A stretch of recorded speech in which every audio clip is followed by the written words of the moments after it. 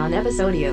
O estúdio finalmente vendo que a série não vai encalhar. Os anos 2000 foi um desastre. Uma salada roteirística.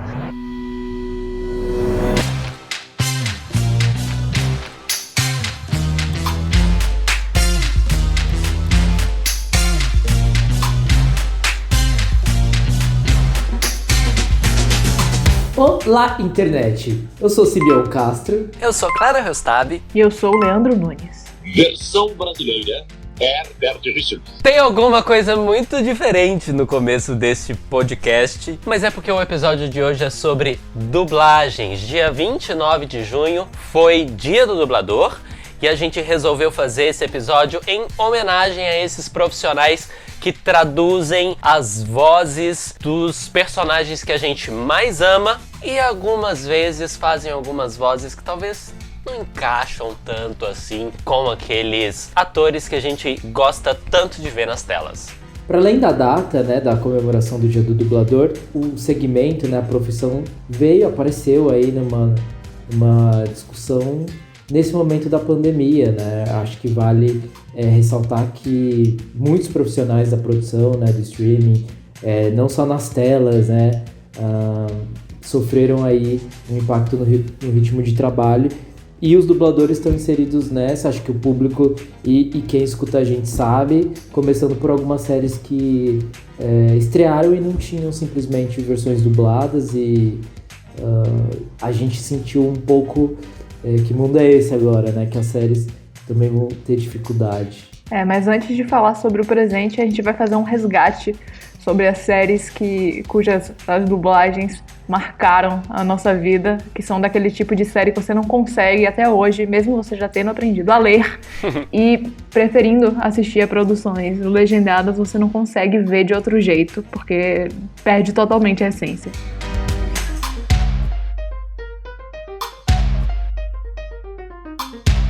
É como se a gente fosse alfabetizado, né? A sensação é de que a gente cresce aprendendo a ler e ouvindo como a abertura de Um Maluco no Pedaço, né? Uhum. Mas a abertura é em inglês. Em inglês, mas é como se...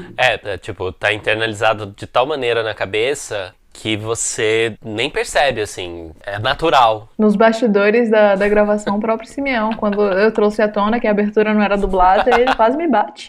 Como assim? E na cabeça dele cantando. Now this is a story all about how my life got Tinha uma reação muito visceral, assim, de como assim? Não é dublado? Claro que é dublado. E aí, no segundo seguinte, eu... não,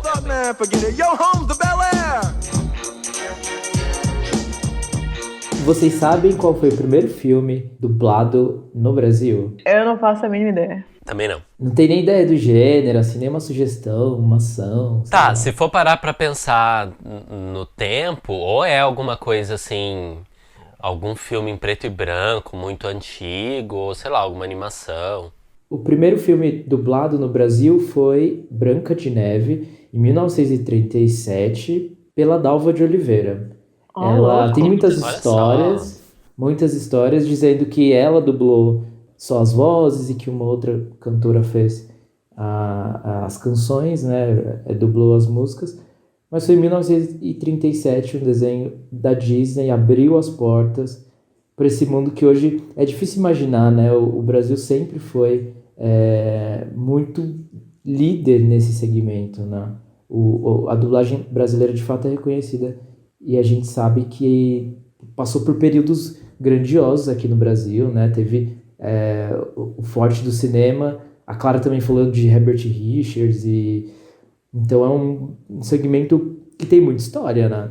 Muita tradição. E então, só para ver se eu entendi, essa edição então se perdeu e aquela da fita verde era com outra pessoa dublando, é isso? Essa versão da Dalva de Oliveira se perdeu.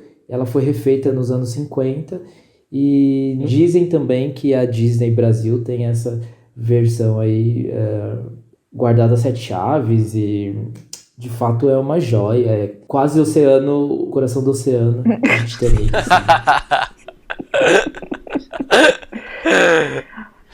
Assim. Sim, é igualzinho. Foi há 84 anos.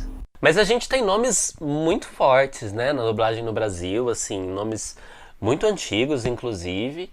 E eu acho que talvez o dublador mais antigo e ainda em atividades...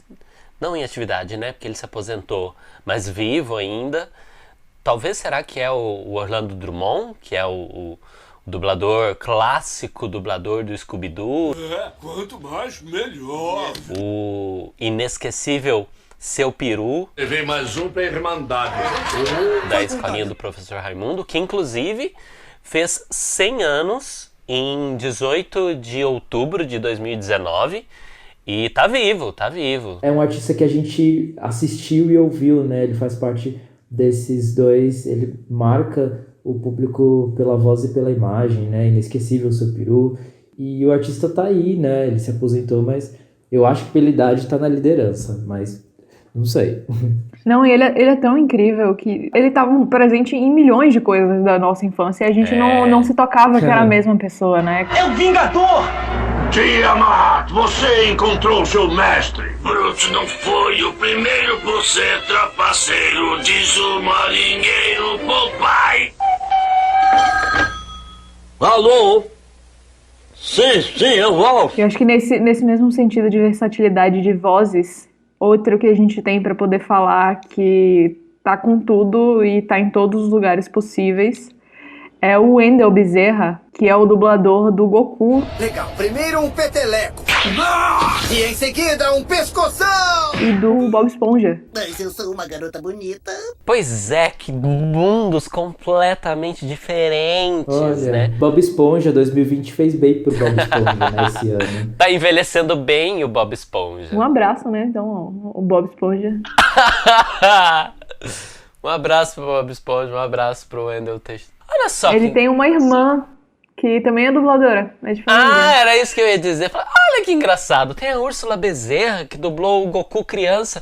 É ela que é a irmã dele, dubladora do Naruto também? Sim. Eu tô pensando igual, tentando refazer assim o esquema de Dark, sabe? Pra quem viu Dark. Tentando refazer a genealogia.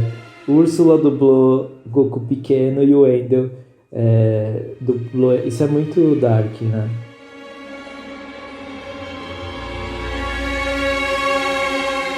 Então, mas dentro desse nível Inception das coisas, tem uma outra história muito legal, que é de uma dublagem do original. Durante as filmagens do primeiro filme das Crônicas de Nárnia, O Leão, a Feiticeira e o Guarda-Roupa, o Skander Keynes, que fez o irmão mais novo, o Edmundo, ele entrou na adolescência e a voz dele começou a mudar. E aí, na versão do filme, com os comentários do diretor, ele vai contar que a voz dele chegou a ficar tão diferente que ele preferiu não manter essa mudança, porque como a gente sabe, os filmes são gravados em ordem não linear, né?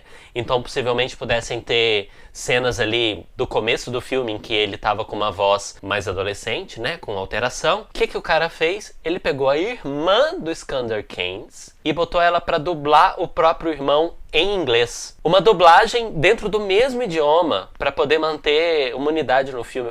Essa história é incrível, é sensacional. Make him let me go! I didn't do anything wrong! How dare you address the Queen of Narnia? I didn't know! Eu quero também nessa lista citar a Sandra Mara Azevedo, que é uma dubladora que a gente também tá nessa de reconhecer a voz e uma voz que fez parte desde sempre, que é a dubladora da Chiquinha. Algumas não de toda a produção, né, de todo o seriado, mas fez dublagens da personagem. Você vai ver! Eu vou contar tudo pro meu pai! Que você quebrou os ovos que ele mandou comprar! E a Sandra também fez da Cersei de Game of Thrones. Uau! Né, figuras totalmente diferentes. Completamente. Eu estava lá quando o Sir Gregor esmagou a cabeça do seu amante. E a Sandra, ela... Não sei se vocês sabem, mas dentro de uma dos estúdios, né, você tem o dublador, você tem o diretor, né, da dublagem, e a Sandra, ela faz dublagens e também cuida dessa direção, né, indicando ali pro dublador as respirações. Então é um trabalho bem legal e a Sandra tá dentro dessa nossa lista de vozes inesquecíveis de séries. Um negócio que tem muito a ver com essa afetividade e essa lembrança sonora que a gente cria, né, com as vozes, que é a dessa identificação. Eu, inclusive, tenho condão de escutar uma voz e de lembrar de qual personagem era aquela voz. Mas isso acontece direto comigo quando eu tô assistindo alguma coisa, ou quando, por exemplo, algum desses atores, que boa parte, a maioria desses bons dubladores são atores, eles fazem uma ponta, por exemplo, numa novela. Algumas vezes eles já fizeram papéis, novelas da Globo, por exemplo, e tal. E aí, escutando aquela voz, eu, meu Deus do céu, quem que é essa pessoa? Eu já escutei essa voz. Não é esse o rosto que eu tô acostumado a ver com essa pessoa e tal. E aí dá aquele estalo e eu lembro de quem que é o personagem que essa pessoa dubla. Eu acho que talvez uma série que muita gente vai se lembrar e que vai ter ali um quentinho no coração, né? E que certamente tem uma dificuldade grande de assistir no áudio original é... Querida, cheguei!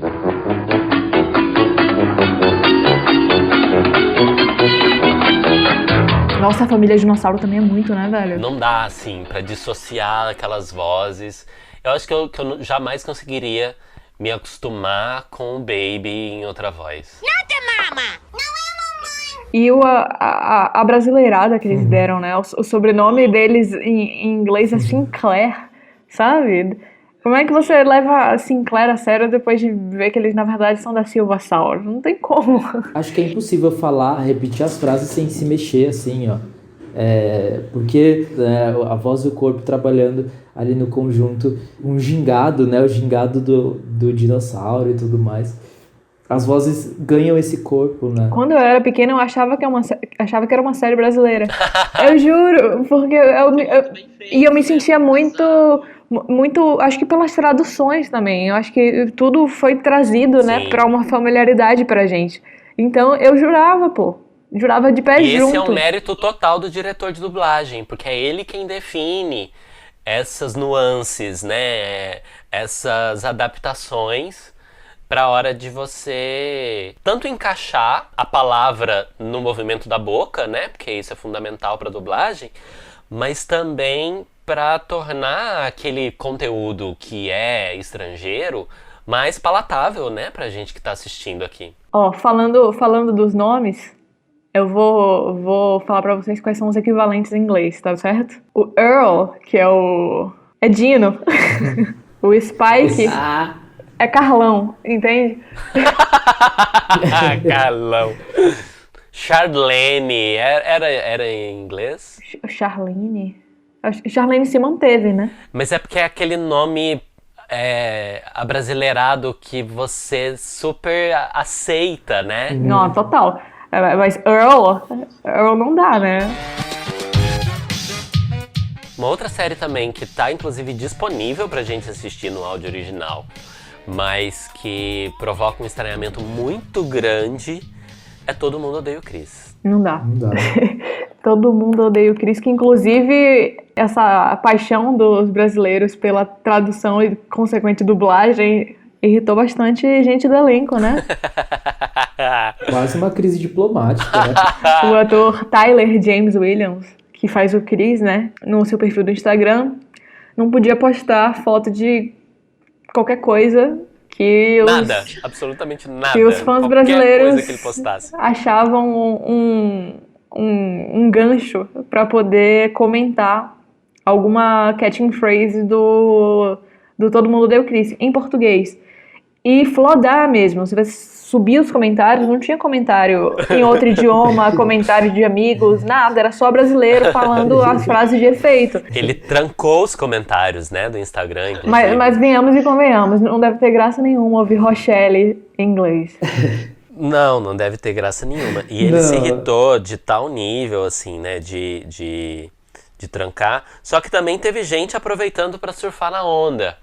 Porque aí foi lá McDonald's e aproveitou a onda da repetição dos brasileiros incessante, na inundação nos comentários. Contratou o Tyler pra fazer um comercial do Refil alfinetando os brasileiros. Olha, eu sei que não importa o que eu poste, vocês estão sempre lá comentando as mesmas coisas de novo, e de novo, e de novo, e de novo, e de novo, e de novo, e de novo, e de novo, e de novo, e de novo. E de novo, né? Toda hora vocês fazem isso, mas já que vocês adoram... Não é só o Tyler que deve sofrer com toda essa perseguição, mas os dubladores também, né? São dois nomes, o Renato Alcântara e o Bruno Pontes. Devem ter dublado aí algumas temporadas, né? Dividiram, às vezes esse trabalho também acontece. Mas, nossa, quem conheceu os dubladores também deve pedir muito para eles dublarem o Chris, porque é bem emblemático. Especialmente nas convenções, né? Em que os fãs encontram os dubladores e aí vão pedir pro Hermes Baroli gritar... Meteoro de Pegasus! Essa memória afetiva, né? Essa coisa que fica guardada da história dentro do imaginário da gente. Eu tenho um fun fact. O elenco todo de Todo Mundo Odeia o Chris é negro, certo? Nenhum dublador é negro. Eita, eu não sei se é exatamente um fun fact, mas tudo bem. É um fact. É um fact. É um sad fact. Esse tipo de coisa é muito comum em dublagens, inclusive das mais antigas, que reflete também, a gente não pode deixar de pontuar isso, o que é a representatividade nas profissões, né? Quantos dubladores negros existiam no Brasil na primeira dublagem de Rei Leão? Ou quantos dubladores negros já existiam no Brasil para a dublagem de Todo Mundo Odeia o Chris? Eu não sei apontar isso, não sei dizer, mas é uma questão de representatividade na indústria também, que inclusive foi o tema de um dos nossos podcasts. Se você voltar aí na nossa listinha, procure Black Lives Matter, a gente discutiu essa questão aqui. E uma coisa interessante, Simeão, de se pontuar, é que esse tipo de coisa não é só a gente que está notando. Os Simpsons, né, as dublagens originais dos Simpsons, esse ano os atores brancos pararam de fazer a voz dos personagens de outras etnias. Que era uma coisa que acontecia nos Simpsons, né? Tem um personagem que é indiano. Oh, you have got to be kidding, sir. First you think of an idea that has already been done. And then you give it a title that nobody could possibly like. E ele era dublado por um dublador branco que fazia todos aqueles trejeitos, né? Todos aqueles estereótipos de um personagem indiano. E assim também acontecia com os personagens latinos, com os negros. E aí, a partir desse ano, tanto os Simpsons como Uma Família da Pesada garantiram que esse tipo de coisa não vai mais acontecer. Eu acho que para muito além disso, é uma questão assim, de lembrar do que a Viola Davis disse quando ela foi receber o prêmio e discursou, dizendo que se não existem os papéis, não vão existir os prêmios. Então é preciso que existam os papéis para que existam esses postos de trabalho, inclusive. Então se existem personagens negros ou de outras etnias, existe um motivo para que pessoas das mesmas etnias deem vida a esses personagens, né? Seja na tela, que isso vai ficar evidente, seja na voz, né? Seja por trás da ilustração. Em 2017, foi lançado um documentário sobre essa dublagem do Apu, né? Que é o personagem dos Simpsons, que chama The Problem with Apu.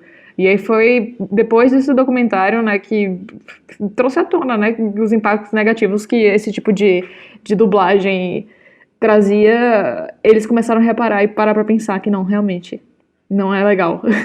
Entrando, inclusive, nessa seara aí, né, de quem deve dar a voz a cada personagem e tal. Uma coisa que a gente percebe bastante no Brasil, não sei tanto no exterior, mas a gente percebe isso bastante em filme, eu nunca vi em série, são os dubladores famosos, né? Atores famosos que são escalados talvez muito mais pela fama do que pela experiência, porque muitos estão dublando pela primeiríssima vez, e aí eles encarnam esses personagens muito mais talvez por uma questão de marketing do que por serem a melhor voz para aquele personagem. A gente não vê isso em série, né? Pelo menos eu não me lembro de ver. Eu acho que é uma praga que ainda não chegou, né? Porque toda vez que eu lembro da dublagem de Luciano Huck em Enrolados, me dá vontade de chorar. Tudo bem. Eu não devia te dizer isso, mas vou te liberar do acordo. O quê? É isso aí. Nem agradece. Vamos dar meia volta que eu te deixo em casa, frigideira, sapo, recupero minha mochila, você recupera seu relacionamento mãe e filha baseado em confiança e voilá! A gente se despede com uma linda amizade. Mas eu gosto do Olaf, do Porchat. Oi, pessoal. Eu sou o Olaf. E eu gosto de abraços quentinhos. Tem esse contraponto interessante mesmo. Não, mas é isso que eu tô pontuando, né, assim. Às vezes não é só pelo nome, e às vezes também o dublador, ator, comediante, vai lá e faz de uma maneira incrível. Um exemplo bom é o burro do Shrek e o próprio Shrek. O burro que foi dublado lá na gringa pelo Ed Murphy, que é um ator, mas que antes de ser ator é um comediante, né? Então, nesse momento do alívio cômico, pode ser muito interessante colocar um comediante brasileiro para fazer uma voz. E o próprio Shrek, que no Brasil foi dublado lá antigamente pelo Bussunda, que antes de ser um comediante talvez tenha sido ator. Não sei a história do Bussunda, que fazia todo sentido ali naquele momento. Pois é, no Enrolados, por exemplo, a única coisa que Luciano Huck e o personagem têm em comum é o nariz adunco, cara. Foi essa justificativa que eles usaram pra eu colocar ele lá, sabe? A imagem. Eu acho um super desrespeito com o trabalho do dublador. Se eu fosse dublador, eu estaria muito irritada. Clara pistola. Vocês estão de sacanagem! Aproveitando pra falar de dublagens incômodas, eu queria pontuar uma série que eu não consigo assistir dublada, que é uma série que eu vou falar todas as vezes que for possível neste podcast, que é Friends. Pra mim é um daqueles exemplos assim em que a dublagem não encaixa. Talvez no máximo desse pra pontuar talvez o Ross como um personagem que é dublado com uma voz que faz sentido. O quê? O que deu em todo mundo aqui hoje? É dia de ação de graças e não dia da verdade. Mas, regra geral, ali tem vozes que não encaixam nem um pouco. A voz da Phoebe, eu acho que não tem nada a ver com ela. A voz da Rachel, pra mim, também, assim, a voz e a personagem não encaixam. Zoe, por favor, eu não quero errar nada, tá legal? Essa é a única sobremesa, e se eu ferrar, todos vão falar. Lembra daquele dia de ação de graças que a Rachel ferrou o pavê? E essa nem é uma crítica ao dublador, né? Eu acho muito importante pontuar isso. Eu acho que talvez tenha a ver até com uma questão do estúdio ou de preferência pessoal. Não tô nem criticando o profissional, mas é uma série que eu não consigo ver dublada porque as vozes não me convencem. Eu tenho um problema com... Acho que a gente já falou aqui no episódio sobre esse tipo de dublagem, que é a dublagem de reality show ou de documentário, sabe? Sim. Que é aquela voz por cima da voz original. Eu não gosto desse meio termo, sabe? Eu fico muito confusa. Nós nos casamos numa cidade chamada Isabela, na beira da praia. Foi uma coisa que meu irmão aprendeu com os nossos pais. Talvez eu só tenha ouvido coisas nesse gênero em inglês, né? E aí, como automaticamente você já traduz, talvez em outro idioma eu não sentisse tanta diferença. Mas é uma coisa que me incomoda bastante. Mas tem uma outra série que está disponível no Brasil na Globoplay, que eu sei que incomoda a Clara Hellstapp. É o nosso bom doutor. Eu rio toda vez que o William Bonner faz a propaganda e fala o bom doutor na bancada do Jornal Nacional. Não dá, não. Eu acho que ele é um claro exemplo do que não funciona. A voz é super infantil, né? É porque o nível é pra 2 corações, não pra 1. Agora a Jenny tá matando a Kate. Eu acho que já começou escolhendo o nome da série. Acho que não deveria ser Good Doctor, deveria ser outra coisa. Não, é o nome péssimo mesmo, amigo.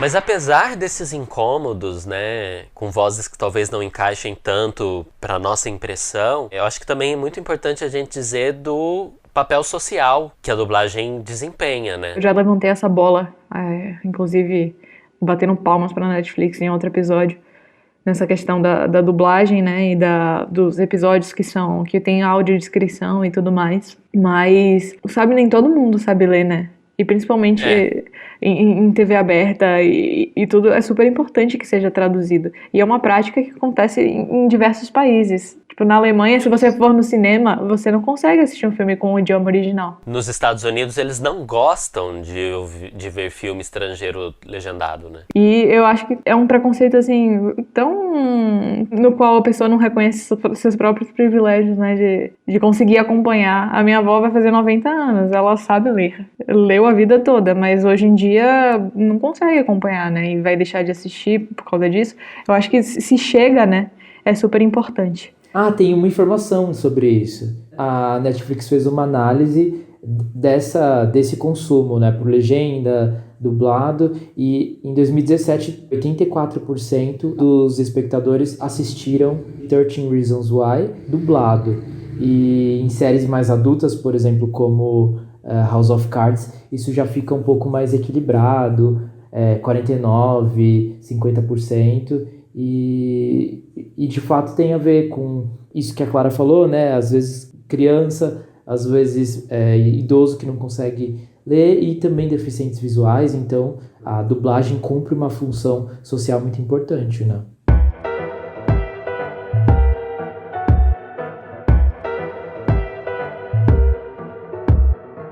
Ele não dubla, ele se faz ser dublado. E um outro ponto importante com relação a esse convidado é que, dependendo da sua idade, você vai assimilar um rosto diferente pra ele. Eu estou falando de Kaique Brito. O do TikTok, não a Bernadette. Eu tenho uma pergunta. Lip Sync é dublagem? Oiê, eu sou Kaique Brito e hoje eu tô aqui no Vi Recomendo pra indicar uma série que eu simplesmente amo, com todas as minhas forças, e eu não tô nem brincando. Acho que ela fica ali no meu top 3 séries preferidas em segundo lugar, só perde pra Stranger Things, mas eu acho que essa série todo mundo já conhece, então eu vou contar sobre The Good Place aqui. The Good Place, ou Bom Lugar, é uma série que fala sobre a vida após a morte de uma mulher que foi ruim durante a vida dela inteira, e assim... Nessa série, a sua vida após a morte tem 2 destinos. Na verdade é um pouquinho mais complicado do que isso, mas se eu entrar em detalhes, eu vou estar contando spoiler pra quem for assistir. Então assim, você pode ir pro lugar bom ou pro lugar ruim. E isso é com base durante o seu tempo de vida na Terra. E assim, como a mulher foi ruim durante a vida dela inteira, ela deveria ir pro lugar ruim, sabe? O que seria, entre aspas, o inferno. Mas ela termina indo pro lugar bom por engano, um pane no sistema, assim. Então, ela vira o sistema todo de cabeça pra baixo e nem quem tem total controle sobre isso tem mais controle sobre nada. Então, vira tudo uma bagunça, é muito engraçado. É sério, os episódios têm tipo 20 minutos, então é muito rapidinho, você assiste no estalo de dedos e simplesmente é perfeita. Eu recomendo muito vocês assistirem ela. E quando vocês assistirem, vocês vão se apaixonar por cada personagem. Cada um tem sua singularidade. Eles são simplesmente incríveis. Eu falei simplesmente umas 50 mil vezes, tá bom? É isso, galera. Obrigado por terem me convidado. E tchau.